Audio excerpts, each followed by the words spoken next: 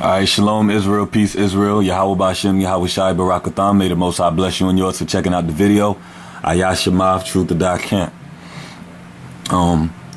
Tackling the word Gentile, going into the Greek, going into the concordance. We're just going to continue on and focus on this scripture. Because this scripture right here uses the number, 1483 in verse 14.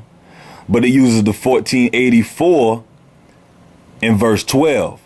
See that? So it's a little bit difference of what the speaker was saying when he said these two words. It's two different meanings of what he was saying when he said 1483 and 1484. Let's read it and see what it's talking about. It's Galatians 2 and 12. For before that certain came from James, he did eat with the Gentiles, but when they would come, he withdrew and separated himself, fearing them which were of the circumcision. So he didn't want to be seen with these Gentiles because he feared the circumcision who are Israelites. Now the word Gentile for that is the 1484 rendering.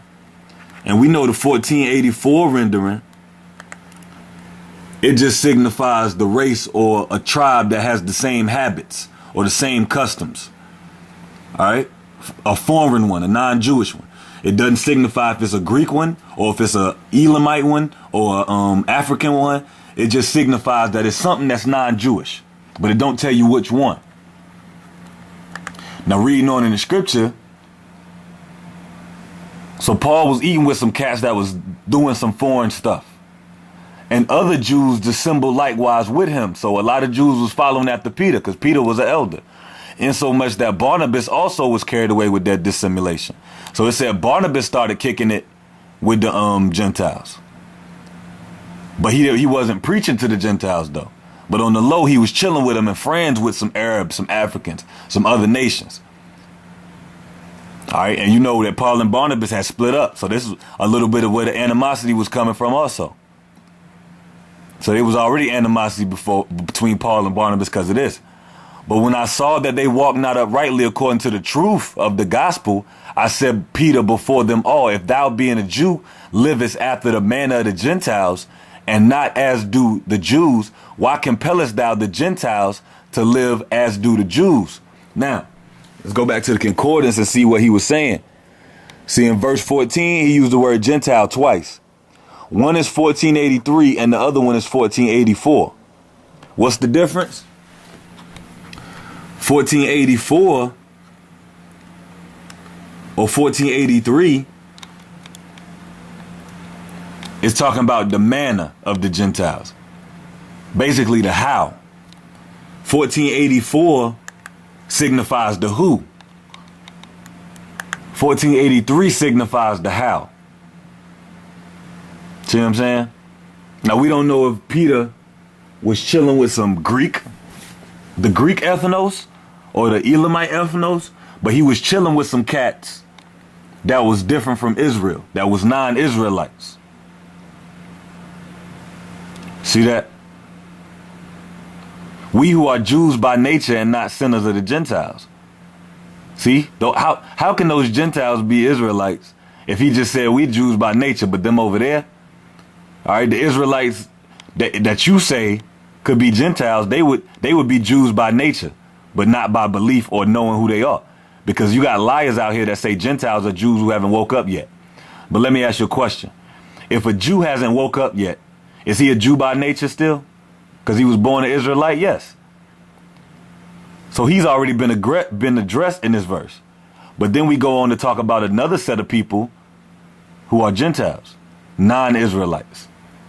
So you got to have some reading comprehension, which is not too hard to have. All you got to do is read what the words say. And you go into the Strongs and you see the translation in the Greek. And you see what it's talking about. Don't got nothing to do with no Israelites. How is this after the manner of the Gentiles or as a Gentile? And then to tell you he was sitting with 1484 and to tell you a foreign non-Jewish tribe. See what I'm saying? But cats be lying. They call into that black power, black nationalism, and they just be straight out lying. Now you have another word that's used for Greek, and it's numbered 1674. Now you might ask, like, why is there even a difference? You know what I'm saying? But see, 1674 is feminine. A non-Jewish woman, a Grecian non-Jewish woman, Greek.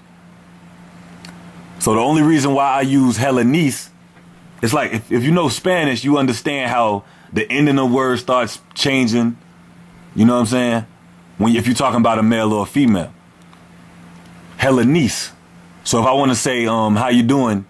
You know, this is my brother and he's a hellen. That's the correct rendering. But if I say meet my sister, she's a helleniste, that's the right rendering. I can't say meet my sister, she's a hellen, because that would imply that she was a man.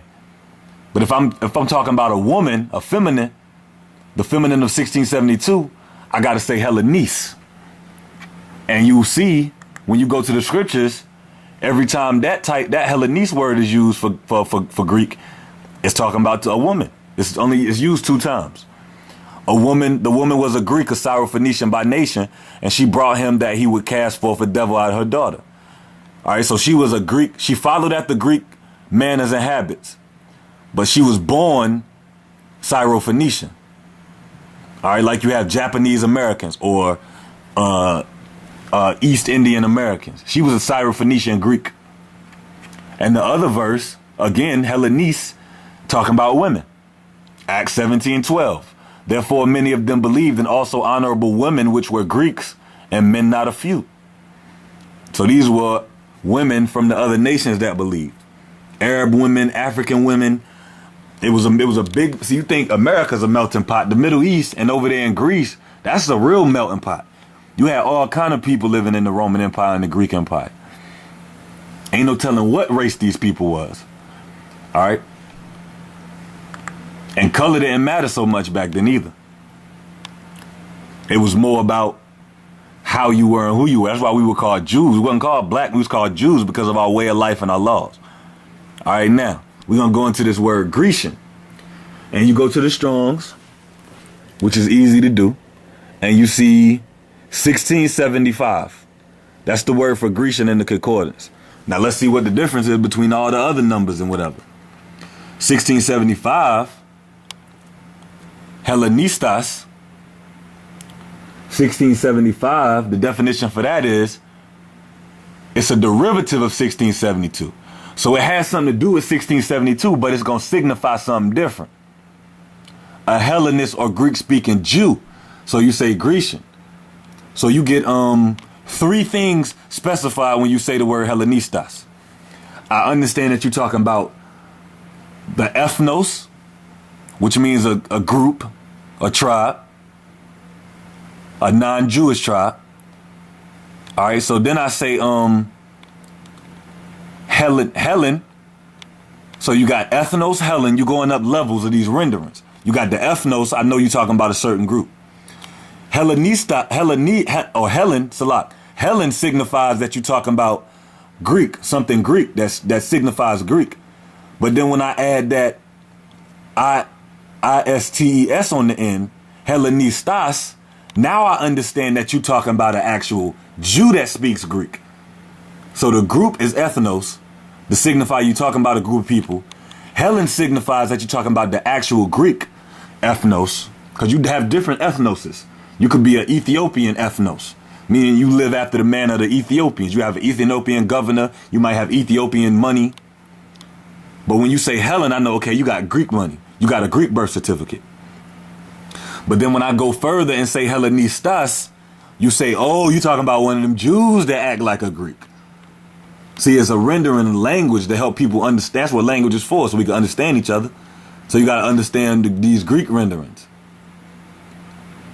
So when they use the word Grecian in certain scriptures, like in Acts 6 right here, and in those days when the number of the disciples was multiplied, there arose a murmuring of the Grecians against the Hebrews because their widows were neglected in the daily menstruation. These are Israelites right here that spoke Greek and did Greek things. But they turned back to their nationality, you know, and they was on the right path. The Acts 6 is talking about Israelites as well as Acts 9 and 29. He spake boldly in the name of Yahushua the Christ and disputed against the Grecians, but they went about to slay him. See that? These were true Israelites that were keeping them group customs, or keeping Hebrew customs actually, but they was following like after the Pharisees.